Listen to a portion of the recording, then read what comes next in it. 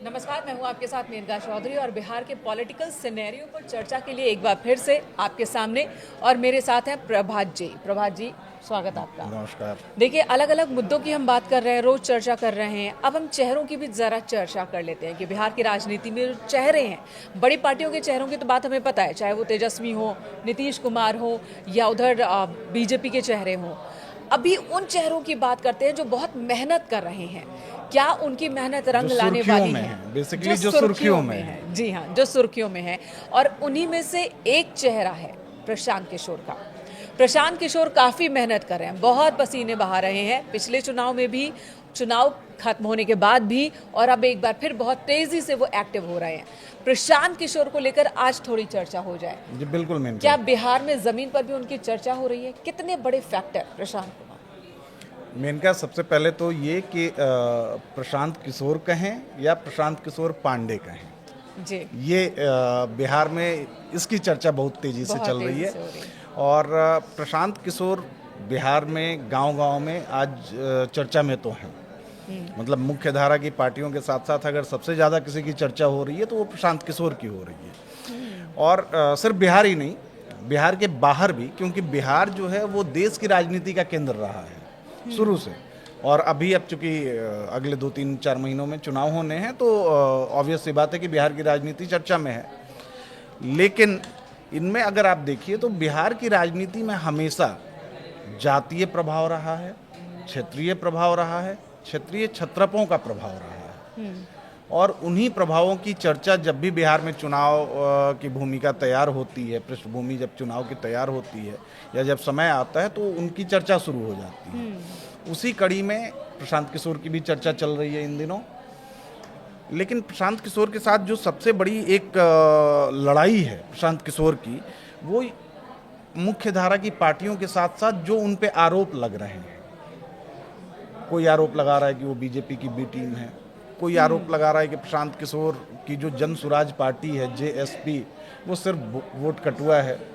तो इस तरह के आरोप प्रत्यारोप और बाकी सारी चीज़ें चल रही हैं। और इसमें मतलब इसी उसको लेके प्रशांत किशोर चर्चा में भी बने हुए हैं इनका। और बड़ी चुनौती उनके सामने क्या है?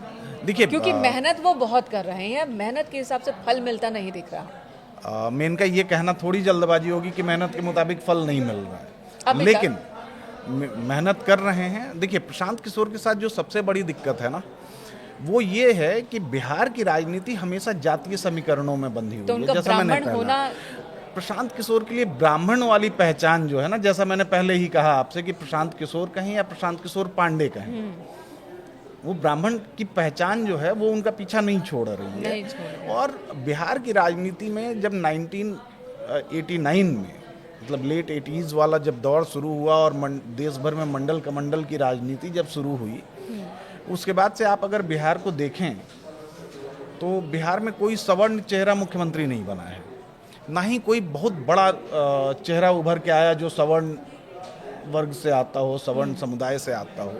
आखिरी ब्राह्मण मुख्यमंत्री के तौर पे जगन्नाथ मिश्रा का नाम याद आता है लोगों को। उसके बाद से तो आप उंगलियों पे गिन सकते हैं कि मुख्यमंत्री कौन रहा।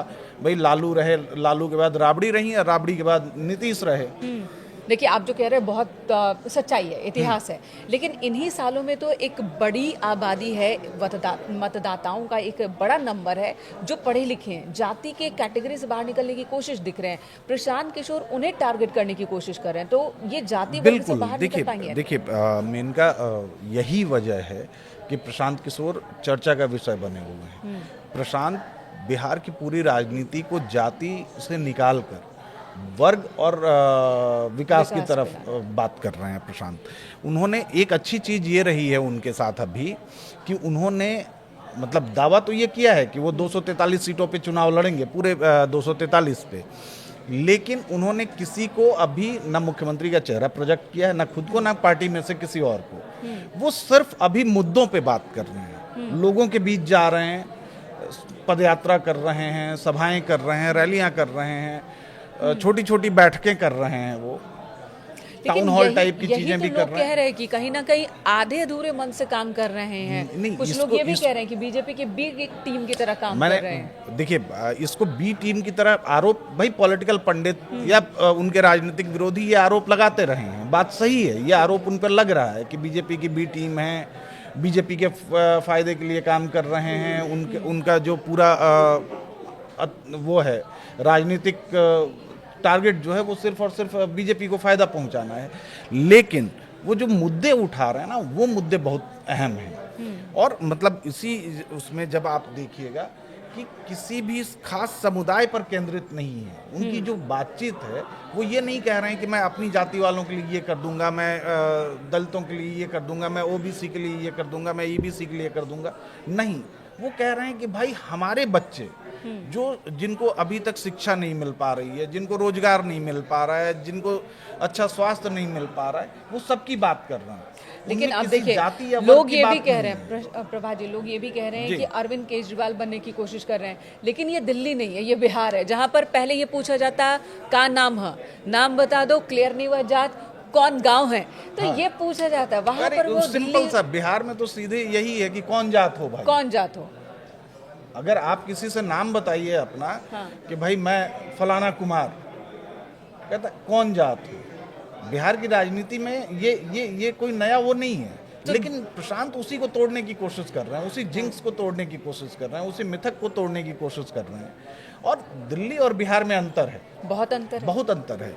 दिल्ली का जो मतदाता है वो, उसकी संख्या भी कम है, वो सीटें भी कम हैं, बहुत ज़्यादा वेरिएशन नहीं है। लेकिन बिहार में आप जाके देखिए तो बिहार में पूरा वेरिएशन है। आप नॉर्थ बिहार को ले लीजिए, वहाँ का कास्ट इक्वेशन, कल्चर, बाकी सारी चीज़ें कुछ अलग हैं। साउथ बिहार की तरफ आइए, वो अलग है। जो उत्तर प्रदेश से आपका लगता हुआ इलाका है पूर्वांचल का, वहाँ का कल्चर, वहाँ का कास्ट इक्वेशन, वहाँ का समीकरण सब कुछ अलग है। तो इतने बड़े पहाड़ कंपेयर नहीं कर सकते कि प्रशांत किशोर जो है वो बिहार के अरविंद केजरीवाल साबित होंगे। भाई प्रशांत रातों रात वहाँ बदलाव नहीं होगा, बदलाव नहीं आ क्रांति नहीं आने सकता वाली। है। प्रशांत उसी कोशिश में लगे हैं, धीरे धीरे धीरे धीरे आप धीरे मतलब बढ़ते दिख रहे हैं। देखिए, 243 फिर एक बार मैं उसी चीज पे 243 में से कितना ले आएंगे। ये मेन का आपने यक्ष प्रश्न पूछ लिया है कि अभी तक चुनाव किस ओर जा रहा है ये क्लियर नहीं हुआ है। अभी तो चुनाव की डेट्स भी नहीं आई हैं, पार्टियों ने अपनी तैयारी शुरू कर दी है, हमने भी अपनी तैयारी शुरू कर दी है कवरेज की। उसी क्रम में हम डिस्कशन पे बैठे हैं। मैं आपको फिर लेके चलूँगा। एक बहुत अच्छा आंकड़ा मुझे मिला जब मैं अभी रिसर्च कर रहा था आपसे बातचीत के लिए, कि 2018 का एक आंकड़ा है कि बिहार में 57% वोटर जो हैं वो वोट डालते समय अपनी जाति के नेताओं का ख्याल रखते हैं। 57%, मतलब मोर देन 50%, मतलब बहुमत। हाँ। तो 57% लोग या वोटर्स, जहाँ पे अगर वोट डालते समय विकास और बाकी सारी रोजगार, महंगाई, इन सब मुद्दों के अलावा जाति की जब बात करेंगे ना, तो वहाँ की राजनीति जाति से बाहर नहीं निकल पाएगी। प्रशांत जी, आपकी बात अगर सुनेंगे तो वो हतोत्साहित ही हो जाएंगे। नहीं, प्रशांत ऐसा नहीं है। प्रशांत ने कई इक्वेशंस बिठाए हैं, ऐसा दिख रहा है। आगे मैं आपको वही इक्वेशन तो मैं जानना चाहती हूँ। अब ये हम बहुत जल्दी आ गए उन चीजों पे। हाँ, लेकिन एक बात बताइए, चार सीटों पे प्रशांत किशोर ने पिछली बार विधानसभा का उपचुनाव लड़ा था। ठीक है। हालांकि जीत एक भी सीट पे नहीं मिली, चारों सीटें जो है वो एनडीए के खाते में गई। लेकिन प्रशांत किशोर का जो इक्वेशन था ना, कई सीटों पे, इन चारों में से एक सीट पे उन्होंने 23% वोट लिया। 23% वोट। हाँ, अब 23% वोट जब प्रशांत किशोर के पास आया है, ये इमामगंज की सीट थी। इमामगंज की सीट में इक्वेशन क्या था? प्रशांत किशोर ने एक पासवान कैंडिडेट को वहां से उतारा और एनडीए और महागठबंधन ने महादलित को कैंडिडेट बनाया। महादलित और पासवानों के बीच उस इलाके में एक दरार, एक मनमुटाव टाइप की चीज दिख रही थी, क्योंकि पासवान को छोड़ के बाकी सब महादलित ही घोषित कर दिए जाएंगे। अब वहां पे 23% वोट काटना किसी का भी, 23% वोट जो मिला उनको, तो इसी दरार का फायदा तो मिला उनको। देखा, दो समुदायों आपने भी कह ही दिया कि वोट काटा उन्होंने। वोट एनडीए के मिला। खाते में देखिए, वो वोट सारी सीटें गई। काटना टर्म इसलिए मैंने यूज किया कि भाई अगर वो जीत जाते तो वोट मिलता, लेकिन ये वोट कहीं से तो आया। जब एनडीए को फायदा और उधर का। पहली बार कोई उम्मीदवार आया, कोई पार्टी आई पहली बार चुनाव में और उसने 23% वोट ले लिया, तो उम्मीद है। तो उम्मीद तो है कहीं ना कहीं। इन चारों सीटों पे जो जीत का अंतर था उससे ज्यादा वोट प्रशांत किशोर को मिले थे। अब आपको एक और सीट की मैं बात बताऊं कि बेलागंज सीट थी उपचुनाव में। इमामगंज की बात मैंने कही कि 23% वोट था। बेलागंज सीट पर प्रशांत किशोर ने मुस्लिम कैंडिडेट को उतारा था, ठीक है। वहां 11% वोट मिले। हाँ, और जो वोट कम हुआ था 16% महागठबंधन का वोट कम हुआ। फिर वही बात। तो आप देखिए ये इक्वेशन जो आप देखेंगे ना कि 16% महागठबंधन का वोट कम हुआ बेलागंज पे, 11% प्रशांत किशोर के पास आया। ले गया। एक और सीट है इसमें कि भाई आप अगर देखेंगे इसको, 4 सीटों में से 3 पे महागठबंधन ने जीत दर्ज की थी और 41% वोट मिले थे। जो उपचुनाव में 10% घटा है इन 3 सीटों पे महागठबंधन का जी। और दूसरी तरफ छोटी पार्टियों का वोट शेयर भी 9% घटा है। और ये सब कुछ जो है वो जा रहा है प्रशांत किशोर की तरफ। तो उम्मीद उनकी इसलिए प्रबल है। बिल्कुल। और मतलब इसमें आप अगर देख लीजिए, हालांकि थोड़ी सी जल्दबाजी एक स्ट्रैटेजी के तहत। एक बात और कहूंगी, अब हमारे देश में पॉलिटिक्स बहुत सस्ता नहीं है, बहुत खर्चीला है जी। अरविंद केजरीवाल की जब हम बात करते हैं, दिल्ली की बात करते हैं, तो वो एक एनजीओ से जुड़े थे। उनके पास एक बहुत बड़ी टीम थी, बड़े बड़े लोगों को उन्होंने अपनी मूवमेंट से जोड़ लिया था। उनके पास पैसों की भी कमी नहीं थी और वो चुनाव में आए और छा गए। बिल्कुल। बिहार में न सिर्फ जातिगत समीकरण वाला फैक्टर है, बल्कि वहाँ पैसों को लेकर भी प्रशांत किशोर के सामने समस्या होगी। बड़ा स्टेट है, डिफिकल्ट जगह है और वहाँ पर पैसे और मेहनत दोनों खर्च करने होंगे। तो इतनी बड़ी फौज है प्रशांत। देखिए, प्रशांत किशोर के पास मैन फौज पावर की है। कमी नहीं है। प्रशांत किशोर के साथ एक अच्छा खासा नंबर जुड़ा है। अगर आपको पिछले साल की गांधी मैदान की उनकी रैली याद हो, याद है। 2 अक्टूबर को जिस दिन उन्होंने अपने पार्टी की औपचारिक घोषणा की थी, उस दिन भी एक वीडियो है जो मैंने एक डिस्कशन किया था। शक्ति प्रदर्शन की तरफ शक्ति प्रदर्शन था उनका, और कई मतलब हर तबके के लोग उनके साथ जुड़े रहे हैं। रिटायर्ड ब्यूरोक्रेट्स जुड़ रहे हैं, एकेडमिशियंस जुड़ रहे हैं, कुछ मेन स्ट्रीम पॉलिटिशियंस भी अपनी पार्टियां छोड़ के उनके साथ शामिल हो रहे हैं। सोशल इन्फ्लुएंसर्स उनके साथ जुड़ रहे हैं। अभी मनीष कश्यप उनकी पार्टी में शामिल हुए हैं, आपने देखा होगा अभी दो बदलाव की बात करने वाले, बदलाव की बात करने वाले। और जरूरी भी है। देखिए, आप बिहार में जो मुख्य धारा की जो 4 पार्टियां हैं, आप 2 गठबंधन है, 4 पार्टियां हैं बड़ी बड़ी, बीजेपी, जेडीयू, आरजेडी, कांग्रेस, और बाकी जो छोटी पार्टियां हैं वो किसी न किसी गठबंधन के साथ सब जुड़े हुए हैं। 1-2 पार्टियां ही हैं जो किसी गठबंधन में नहीं है।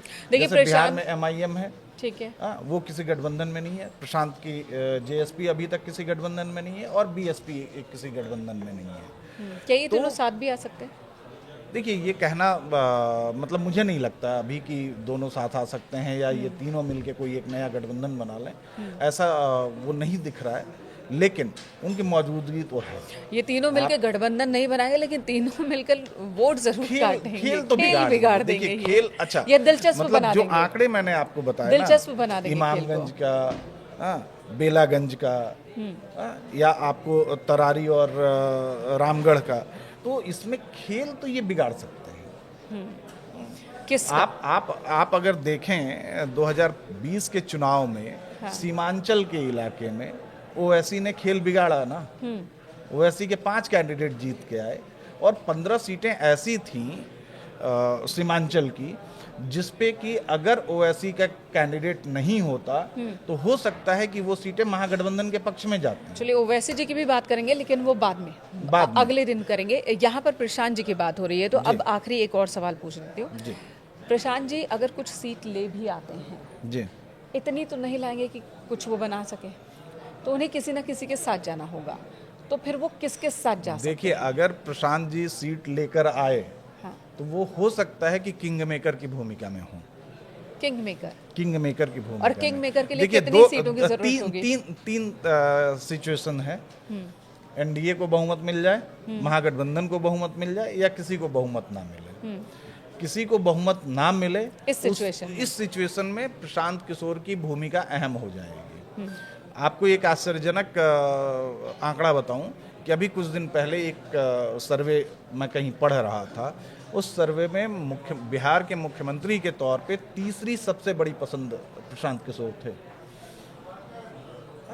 40% से ज़्यादा वोट शेयर के साथ तेजस्वी पहली पसंद है लोगों के। 18% के आसपास जो है वो नीतीश जी के पसंद किए जा रहे हैं, कि 18% लोग मानते हैं कि नीतीश। इस अंतर पे भी बात होगी एक दिन। और 15% वोट जो पसंद है लोगों का, 15% लोगों ने कहा कि प्रशांत किशोर अच्छे मुख्यमंत्री बन सकते हैं। मेरे हिसाब से देखिए, प्रशांत किशोर ने अभी एक उपचुनाव में जल्दबाजी कर दी। एक कहावत है ना मेनका कि बंद मुट्ठी लाख की, खुल गई तो खाक की। तो प्रशांत किशोर ने नब्ज टटोलने के लिए ही उपचुनाव लड़ने का फैसला किया था, और मुझे लग रहा है कि वो थोड़ा जल्दबाजी का उनका फैसला था। अगर नहीं करते तो वो सस्पेंस अभी बना रहता। ये आंकड़े हमारे पास नहीं होते कि हम उनका एनालिसिस कर सकते थे, और वो सरप्राइजिंग फैक्टर साबित हो सकता था। भाई, इतना बड़ा सरप्राइज तो नहीं होता कि दिल्ली की तरह अरविंद केजरीवाल आए और पहले ही चुनाव में जो है छक्का मार के सरकार बना लें, या दूसरे चुनाव में भाई बहुमत से अकेले ही पूरी विधानसभा पे काबिज हो जाएं। भाई 3 ही सीट थी ना दूसरी बार जब चुनाव हुए तो। लेकिन प्रशांत को ये सस्पेंस रखना चाहिए था 2025 के लिए। हालांकि एक उसमें जो है, इसको पॉलिटिकल पंडित कई जगह बता रहे हैं कि ये रणनीतिक भूल है, लेकिन इसको भूल नहीं कहेंगे। ये मेरे हिसाब से ये एक स्ट्रैटेजिक एक्सपेरिमेंट है, जो प्रशांत ने उपचुनाव में किया, और करना भी चाहिए। अगर आप पॉलिटिकल पार्टी बना रहे हैं, आप चुनाव कितने पानी में ये भी तो पता होना चाहिए। चुनावी राजनीति में आप आना चाहते हैं तो आपके लिए ये करना कोई गलत नहीं है, आप कर सकते हैं। मुझे लगता है आज जो प्रशांत किशोर पर चर्चा यहीं विराम लगाए तो बेहतर है, क्योंकि बहुत सारी पॉजिटिव बातें भी आपने उनके लिए कह दी कि वो तीसरे नंबर पर मुख्यमंत्री के तौर पर पसंदीदा कैंडिडेट हैं। कैंडिडेट तो नहीं है, उन्होंने खुद को अनाउंस नहीं किया, लेकिन लोगों की पसंद है, लोग मान रहे हैं, उनमें उम्मीद दिख रही है। और बिहार क्या बदल रहा है, ये भी एक छवि दिख रही है। अगर ऐसा कुछ है तो इस पर भी हम आगे चर्चा करेंगे। लेकिन आज प्रशांत किशोर की बात हो रही है। प्रशांत किशोर, जिनका दावा है कि उन्होंने 2014 में बीजेपी को सत्ता दिलाई, उसके आगे भी यहाँ पे मैं इंटरप्ट करूंगा। आपने एक अच्छा पॉइंट उठा दिया। देखिए, प्रशांत किशोर स्ट्रैटेजिस्ट रहे हैं, मैनेजर रहे हैं, पॉलिटिकल मैनेजर रहे हैं। 2014 में उन्होंने बीजेपी के लिए चुनाव प्रबंधन किया, चुनाव बीजेपी का मैनेज किया। उसके बाद वो विपक्षी गठबंधन के लिए भी, कई पार्टियों के लिए उन्होंने चुनाव मैनेज किया। तो एक कहावत जो है ना कि भाई, आपसे लड़ते लड़ते मेरा अनुभव आपका प्लस जो मेरा समय है, ये दोनों मिला के हो गया। यही बात तो कहते हैं बार बार, प्रशांत कह रहे हैं। तो मुझे लगता है कि भाई, प्रशांत को जो ये पूरा लंबा चौड़ा अनुभव है, और उनको सबकी नब्ज पता है। हाँ। भाई, उन्होंने बीजेपी के बारे में पता है, उन्हें कांग्रेस के बारे में पता है, आरजेडी के बारे में, सबके बारे में उनको पता है। तो ये कहीं ना कहीं प्रशांत के लिए एक फायदे वाली बात रहेगी, फायदे की फैक्टर हो सकती है। जी, चलिए, यहाँ पर चर्चा यहीं पर रोकते हैं, और अगली बातचीत में किसी और कैरेक्टर की बात होगी। आप जिस चेहरे की चर्चा चाहते हैं, उस चेहरे का नाम भी लिख सकते हैं कमेंट बॉक्स में, हम उस पर भी चर्चा करेंगे।